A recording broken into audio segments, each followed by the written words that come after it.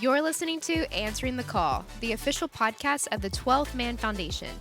Our show provides listeners with an insider perspective of Texas A&M athletics and its greatest supporters.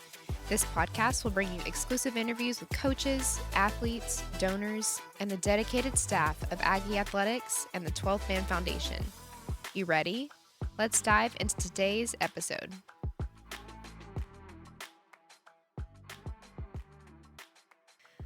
Welcome back to another episode of Answering the Call. This is your host, Ivy Robinson, and I am just thrilled to be sitting in studio today with Aggie Football head coach Mike Elko. Coach, thank you so much for coming on the podcast today. Thanks for having me.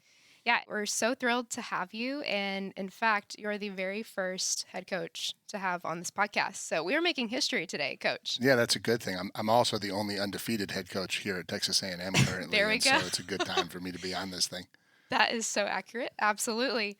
So to kick off this episode, Coach, I would like to start at the very beginning of your story. So you are from South Brunswick, New Jersey. Can you tell us about your experiences growing up there? Yeah, so that's going way back. So I grew up in South Brunswick, New Jersey. Mom and dad both had me young. Was raised as an only child. Didn't have a ton, but we certainly had enough. And sports was always kind of my outlet. So at a very young age, got right into sports and started doing things out in the backyard and in the playground. And I think that's ultimately what drew me kind of in this life path. That's great. So was football the first sport you were introduced to? No, probably basketball. Honestly, we had a basketball court in my backyard. So the one nice thing about where I grew up is there was a playground in my backyard, and the playground had a basketball court and a big open area. So like wiffle ball, stick ball, pickup basketball. That's kind of where it all started for me. And then from an organized sports standpoint, it was t-ball and some of that stuff first, and then football kind of came on a little bit later.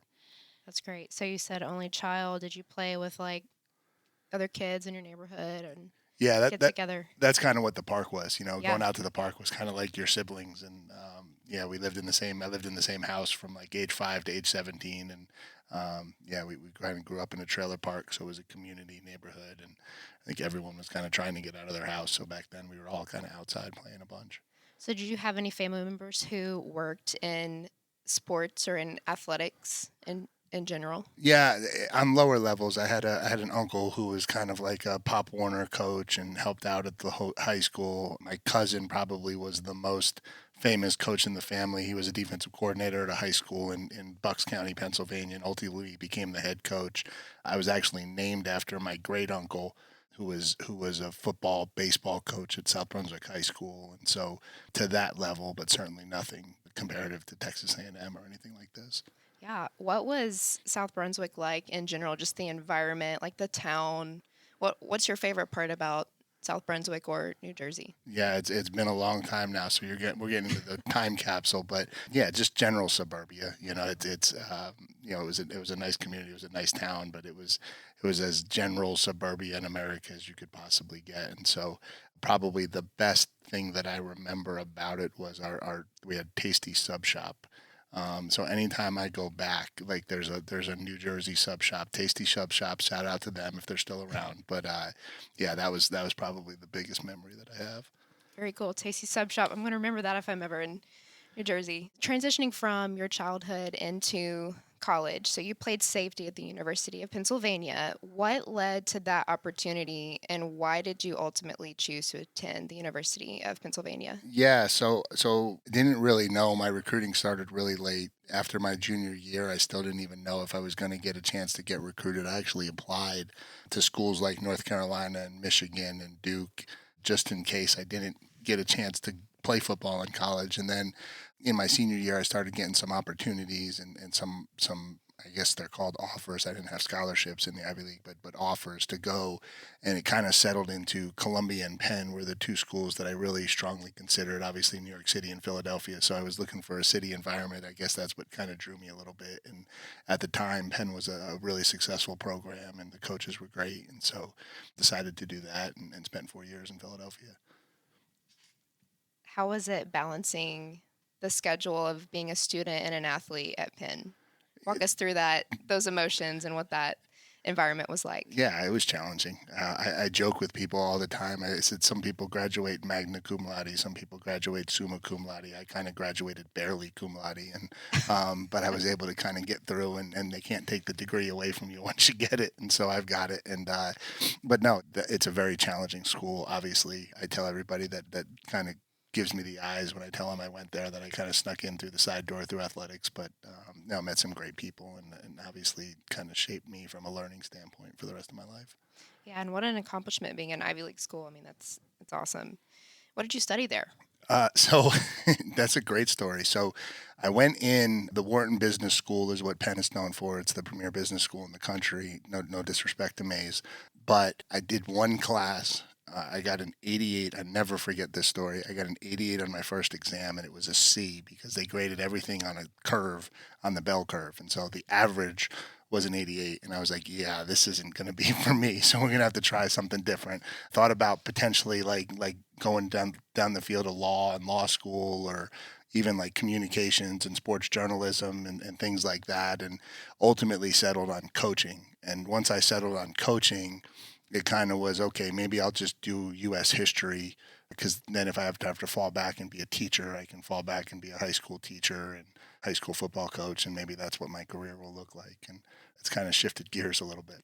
Yeah, so would you say at that point when you realized Wharton wasn't for you, that's when you started considering coaching? Was that the first time, or had you considered coaching prior to that? Yeah, I probably was always considering coaching. I think if you say like what was your passion, that's probably what it was. I think, like a lot of kids, you get into college and you start thinking about like, oh, these people are going to New York and they're working on Wall Street and they're making all this money. And, I don't know if I can look my family in the eye and have them have paid for college, and me tell them I'm going to go make $2,000 a year coaching. And so I think that's probably was the push pull a little bit in the early stages in college, and then just ultimately kind of settled on chasing my passion and chasing the thing that I wanted to do.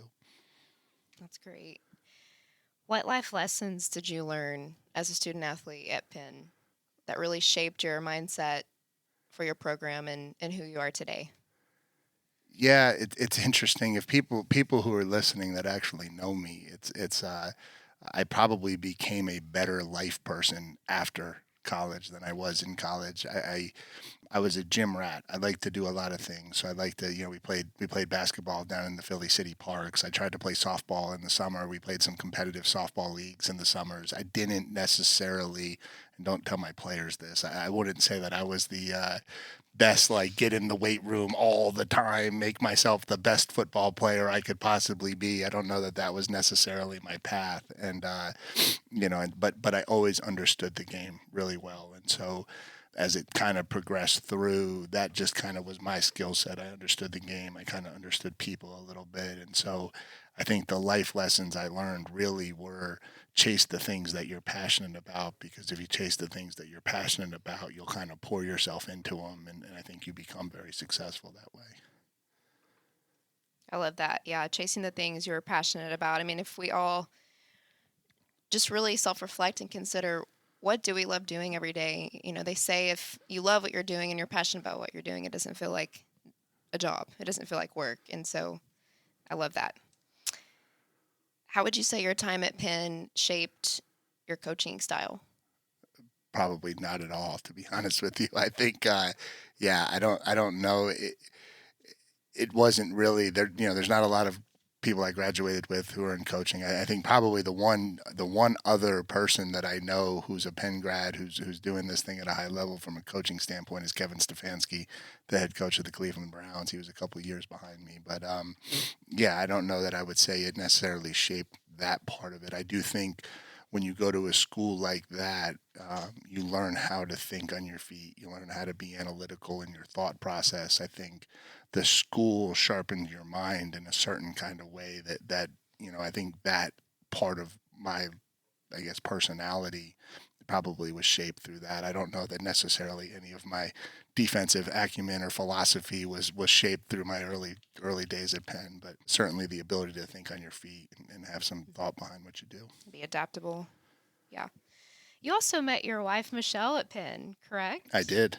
Can you tell us a story of how you met? Oh gosh, yeah. Shoot, we're on the podcast with Aggie, so I'll just tell you the true story. So Yes. I was going into my junior year, and it was like 2 weeks before school started, and she was in a summer bridge program for freshmen, and we just happened to be at an event together, and by event in college, you can probably figure out what type of event that was, and met her, and we started talking, and we started dating not long after that, and we pretty much dated throughout her whole college career. And then I went on. I was 2 years ahead of her, so I coached 1 year away from Penn. And then my second year in coaching, I actually went back to Penn. So that was her senior year of college. I was coaching at Penn, and then proposed to her when she graduated, and we went on and got married, and she stuck with me through it all. That's so neat. So she got to literally see you play at Penn and then coach at Penn and then has been with you ever since. Yeah, Just kind of that rock throughout the whole journey. she is for sure the rock. That is a great word to describe her. And I thank her all the time for, being a coach's wife is extremely challenging in this world. And what she's done, and probably in a lot of ways what she's sacrificed to allow me to be as successful as I've been able to become. I think rock is a phenomenal word to describe her. So we've talked about your time at Penn. What did it feel like accepting your very first coaching position at Stony Brook? Scary. That's the right word. So I took a GA job at Stony Brook. The job paid $6,500 a year. So if you can break that down into biweekly payments, it's not a lot.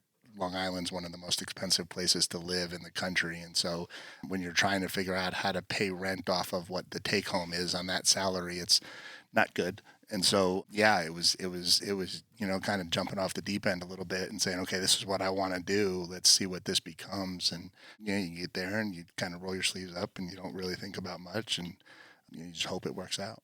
Yeah. How did you come across the position? Was it just, did somebody tell you about it, or did So, you? so Coach Al Bagnoli was my head coach at Penn. At the end of, kind of towards the end of my spring semester, I kind of went in and I said, hey, Coach, I think I want to get into coaching. Can you help me? And he says, no. I said, really? He's like, no, go home. Think about it. It's not something I would recommend you doing. But if you come back tomorrow and you still want to be a coach, then I'll help you. And so I went home and I went back tomorrow. I said, Coach, I think this is what I would like to try. He said, okay. And so he made a call to Sam Kornhauser, who was the head coach at Stony Brook at the time. And he said, I got this guy. He's a Penn grad and he wants to get into coaching. And Sam was like, okay, well, I'll interview him. So I drove out to Stony Brook, got a chance to sit down and interview for a position. They offered it to me there in the spot, and I accepted, and it's kind of how it all started. That's great. I'm glad you didn't change your mind that day of thinking about it. Yeah. So from Stony Brook, you went on to coach at various universities across this country. Are there any positions that you think were extremely pivotal in paving the way to the SEC into your current position at Texas A&M? Not a lot of them compare to what we have here at Texas A&M, but I think every stop along the way shaped us in some kind of way. Whether that was my first defensive coordinator job at the United States Merchant Marine Academy when I had no idea what I was doing. I still talk to some of those kids, and actually had a couple of them out here to an Aggie game when I was here as the defensive coordinator. And I think I apologized to them for them having to deal with me as a coach at that age and really not knowing anything about what I was doing. But that learning on the fly certainly helped. And then head coach Dave Cohen at Hofstra gave me my first real higher level defensive coordinator job. And so that was 3 years at Hofstra University, and they don't even play football anymore, but that was 3 really cool years. And then Dave Clausen gave me my first Division I chance and went out to Bowling Green with him. And I think from there it kind of took off. That's great. Yeah, Bowling Green, and you've also coached at Notre Dame, and both of those schools are coming to Aggieland on the schedule. On the schedule this year, ironic for sure. I want to bring up the 12th Man magazine, which is the official publication of the 12th Man Foundation. And in the most recent edition, it includes a feature story about you, Coach Elko. In that story, it talks about how your coaching journey has really developed your mindset of maximizing players. Can you define what that means to you and how you're applying it here at Texas A&M? Yeah, I think when you come up the way I did, and you don't necessarily have unlimited resources at the schools you're coaching at, and you don't necessarily have the five-star talent, you're forced to kind of learn the game a different kind of way. It's one thing to come out on the field and have five stars and NFL guys and kind of tell them, hey, do this. And then they're really athletic and really talented. And then they kind of play the game and it works a certain kind of way. The ways I kind of came up through was a little different. And so, you had to put kids in position to, kind of be really, really good at what they were really, really good at, and there was a reason why they were at those schools. And there was usually something they were good at and something that was a little bit harder for them to execute. And so it just kind of made you think about the game a different way. And so I tell people all the time, it's not right or wrong, but the way I came up through football just shaped me to be different. And so anytime I've ever hired a young coach, I've always told them, I don't know what we do is right or wrong, but I promise you after 2 or 3 years, you're going to think about the game of football a different kind of way. And then you can determine whether you think it's the right way or not. And I think everyone who has come through here with me as a young coach or a young analyst has left and said, wow, you were right. And so, yeah, I don't know that I can put it completely into words other than that, but I think that's what I mean. Yeah. And just hearing you talk about that kind of an outside of the box mentality, that's extremely exciting, for the upcoming season to see what the Aggies can do this season and to see that mindset and see your hard work and the program's hard work on display. Yeah, we're certainly looking forward to this fall, and obviously the narrative around here hasn't been what we would have hoped it would have been for the last few years, but I think the kids and our staff are really excited to get out there and showcase something a little bit different this fall. So I want to take it back to the first time you arrived at Texas A&M. Was that 2018? 2018, yep. What stood out to you the most about this university and the community when you first arrived? The first thing was Kyle Field. Yeah, I still remember landing on Easterwood Airport and getting off the plane and looking and being like, whoa, okay, I've seen some stadiums, but that's a little different. And so Kyle Field was certainly the first thing. And then I think it doesn't take long to recognize how much this community cares about Texas A&M. And so when you're in Bryan College Station and you're just kind of living, the community welcomes you with open arms. And that was really special, obviously, for me, with my family being a big part of my life and how they were kind of taken in, how they were taken care of, how people in the neighborhood kind of made Michelle feel very comfortable. Like, we still remember that very vividly. And I think that impacted a lot our decision to return and come back. And then when you kind of talk about the greater part of Texas A&M, I think it's just the tradition and the spirit. I think when you think about Texas A&M and you hear the different things about this place, you don't really understand it until you get down here and live it. And when you get down here and live it, the words you use to describe it are completely different, right? It's passion, it's energy, it's tradition, it's excitement, it's going to the first midnight yell that's an amazing atmosphere and an amazing thing that we do here. And so I think all of those things kind of drew us in, and I think we're part of the reason why we wanted to come back. That awesome passion that Aggies have for our university, how would you define that level of support for our athletic programs? How have you witnessed that level of support specifically for our student athletes here at Texas A&M? It's elite, and it's different than anywhere I've ever worked and anywhere I've ever really recognized and seen, because one of the first things you usually do as a coaching staff is you sit down and you say, okay, these are the 2 or 3 home games this year we can bring recruits to. I don't know what the rest of the Saturdays are going to be like, but these 2 or 3 will be pretty good. So let's bring recruits to these games. We get on the phone and we actually brag to recruits, like, pick one, like, close your eyes, pick one, show up, and there'll be 100,000 plus people here, and they'll be going crazy, and the energy will be phenomenal, and it really doesn't matter. And I think that is such a unique piece of what this place is and what this fan base is all about. And so we certainly have some really cool opportunities this fall in Kyle Field and some big games, and we know they're going to turn out and they're going to be behind us and have our back. I'm glad you mentioned the word elite, because I wanted to ask you about our facilities here in terms of athletic facilities. So Texas A&M football has some of the most elite facilities and resources in the nation, thanks to the generous support of 12 Pin Foundation donors and season ticket holders. From your perspective as head coach, how have you seen those resources benefit your program and your players? Yeah, I think one, it's just knowing that you're providing the absolute best experience for your student athletes. I think I was even shocked a little bit when I came back. I left after the 2021 season. I came back for the 2024 season, and just in that short time, we've done so much to enhance and improve the facilities and the experience for our players. And so when you're here coaching and you know that you don't have to worry about if we can do this a little bit better or we can do this a little bit more efficiently, it's going to allow us to have success. We certainly have everything we need from a facility standpoint. And you're right, it's thanks to the support of the 12th man donors and the season ticket holders and Aggie fans across the country. So I want to specifically ask you about the Coolidge Football Performance Center at the Graham Athletic Complex. First of all, what an awesome facility for your program. What's your favorite part about that facility? Just the size. I think one of the things that we were very intelligent in how it was designed and built, and obviously that's thanks to the people who donated a lot of money to allow it to be whatever we wanted it to be, for sure. But when you think about most indoors being 100 yards, 110 yards, that sounds like a lot. But when you bring 120 football players in there, it gets really tight really quick. And so, you get inclement weather during game week and all of a sudden you have to practice inside. It's not the most optimal space to do that in.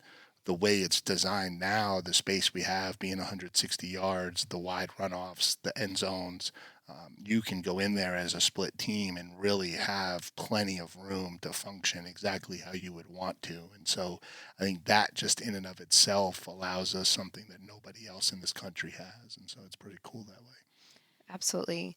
For our listeners who may not know about the specifics of the facility, can you touch on some more of the key features about that building? Yeah, it's 160 yards wide, which is the largest indoor in the country.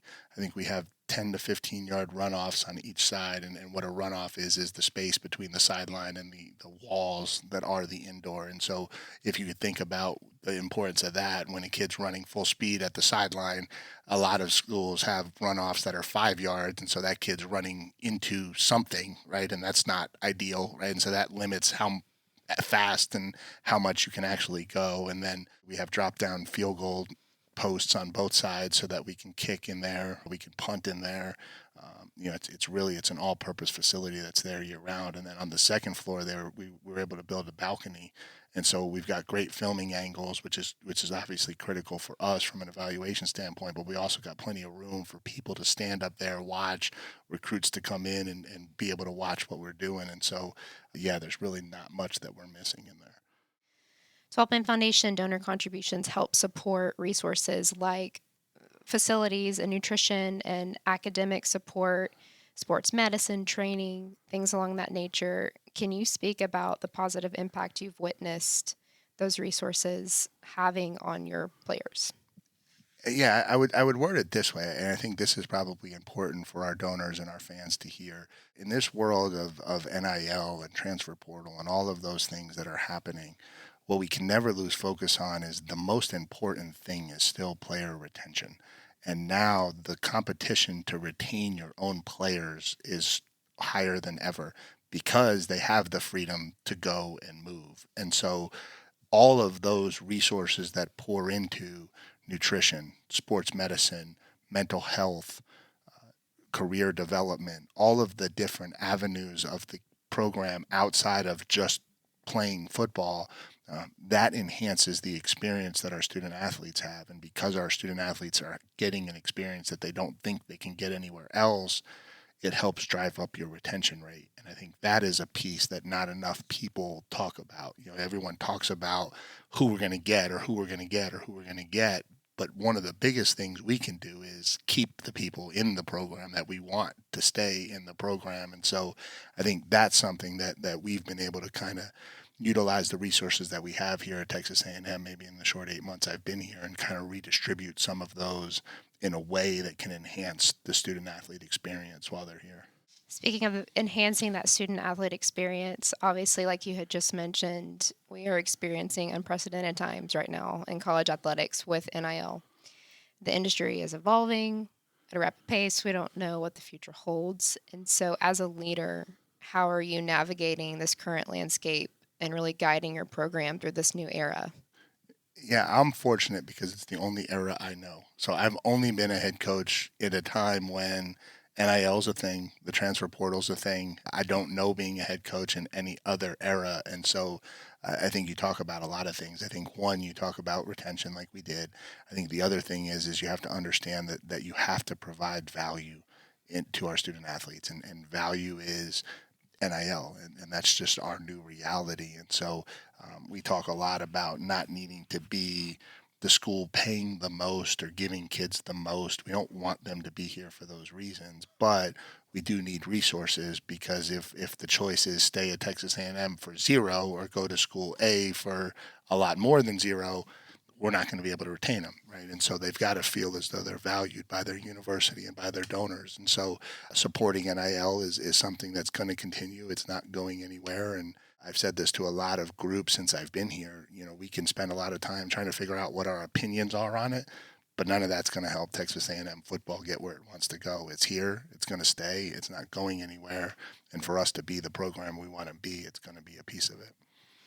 So, have you seen your student athletes utilizing their NIL earnings in unique ways? I think when you think about a lot of our student athletes, they have big families. They have families out there that maybe are struggling to come to games, support them in the way they want to support them. On some even lower levels, struggling to live at the level they would like to live at. And so I think what people don't understand is, I would bet 50% of NIL money, if not more, is getting sent to family members to help just enhance life.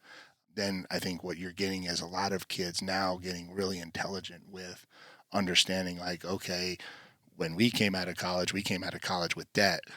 Our kids now have the ability, if they're intelligent about it, to come out of college with a nest egg to get them started, right? And so obviously they all hope to play in the NFL, and that's what we're trying to get accomplished for all of them. But if that's not what reality becomes, or if it's a short career in the NFL, it's really nice to have a little bit of money put away when it's time to start the real world, And so they're going to go very quickly from a stage in their life where everything's taken care of for them, right? They're on scholarship, their meals are handed for, everything's handled for them, to bam, you have none of that.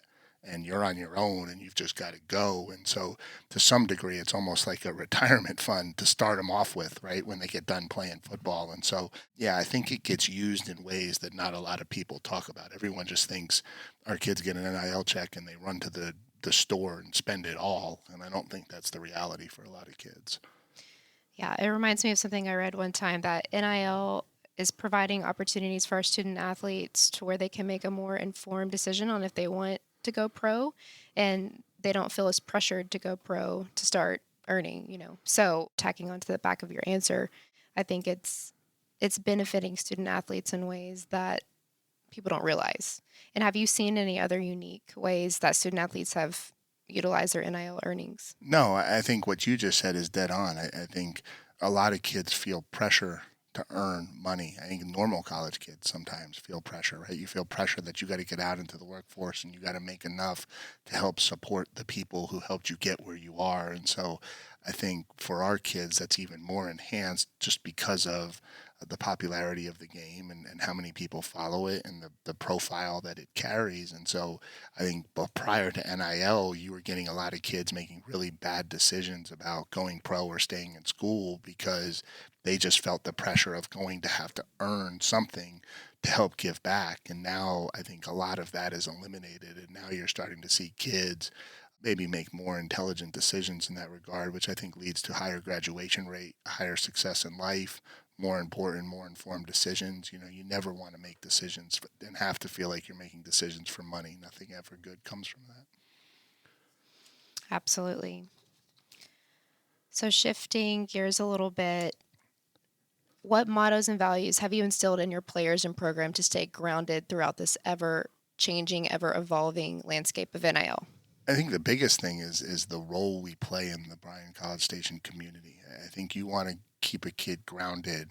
I think exposing him to what real life actually looks like, and no disrespect to the kids in college these days, but college is not real life. College is a fun time in your life. There's certainly stress. There's certainly pressures. I'm not ignoring any of those, but take them into a food kitchen in Bryan, take them to a local children's hospital, kind of keep them exposed to what real world problems actually are. And I think that helps a lot when they want to come in and complain about how they feel after a tough practice, right? And there's a lot worse things that you can have than being a full scholarship football player at Texas A&M. And so I think that's a big part of it. And then I just think grounding them into the community here at Texas A&M, and I think we've done a much better job of that in the last 8 months too. Participating in things like the big event, being at Aggie Muster, kind of tying them into the traditions of Texas A&M University, because I think the more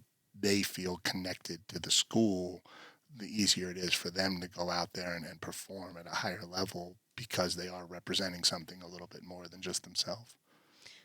So that community involvement, would you say that's increased significantly since the time you were here in 2018? Yeah, I think there's been a huge bump in that. I think many of our we had our entire roster participate in the big event this year. I would say for 95% of them, it was the first time they'd ever done that. And so, I think that part is really enhanced this spring. I think that community aspect is so important, right? Because it gives everyone perspective, For sure. The only way you can know what's really out there is to be exposed to it. And, in this day and age, you don't see that stuff on TikTok and Instagram or whatever the latest thing is that everyone's staring at 20 hours a day. And so, I think getting out in the community just creates some level of groundedness that's important. What's been your favorite Aggie tradition to be a part of here, whether it's going and serving through the big event or, like you mentioned earlier, Aggie Muster? What's your favorite tradition here? Yeah, I'm going to have to, as a football coach, I'm going to have to say Midnight Yell. I still remember it was, we played Clemson. It was one of the big games we played back in 2018, my first year here, and we hosted Clemson, and they were number one in the country at the time. And I had heard about it forever. I'd never experienced it. I'm like, I'm going to sneak out and pop over there and check out this Midnight Yell. And I still remember kind of walking out. I didn't go into the stands. I just kind of walked into the field and was at ground level. But just like kind of being down there and looking up and experiencing that was like, whoa, okay, this is a little bit unique, and this is a different kind of place. So you recently went to SEC Media Days up in Dallas, and what you just said there made me think of your comment about how you're excited to experience football on the field this season, since previously you had a bird's eye view. So walk us through those emotions. I mean, what are you looking most forward to with the upcoming season? Yeah, it'll be a crazy emotion walking down that tunnel for the first time. I can't really imagine what that will actually be like. And then when it's time to run on the field, that'll be a memory we'll remember forever, for sure. And then other than that, it's just looking forward to this team kind of changing the mindset and the conversation about them. I think they know what they're capable of. I think they're excited to go out and change the rhetoric about who they are. And so I think it's been a really good off season. We're excited for what this season can be. What would be your message to donors and season ticket holders to encourage them to come out and support the football program this fall? Now is the time. I think our fans, our donors have been so hungry for this program to become what they all believe it should be. And now is the time that it's going to happen. I think we have a blue-collar mindset. I think we've married our program to what Texas A&M stands for. I think they'll be very proud of the way these kids compete and represent this university. And, results will be results, and we obviously know that they matter. But I think they'll be very proud of how this team represents this school. And we are very excited to see the Fightin' Texas Aggies take the field and take on the Fighting Irish on August 31st. It's just been a great pleasure getting to talk to you about the program and what you've got in store for us this fall. So, Coach Elko, thank you so much for your time today and for coming on the podcast. Yeah, thanks, Ivy. I appreciate you having me. Thank you for joining us on another episode of Answering the Call, the official podcast of the 12th Man Foundation.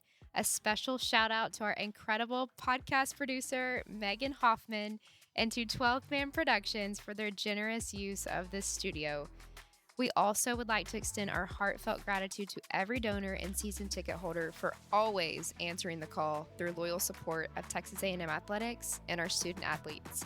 We will be back soon with more content. Thanks, and gig 'em.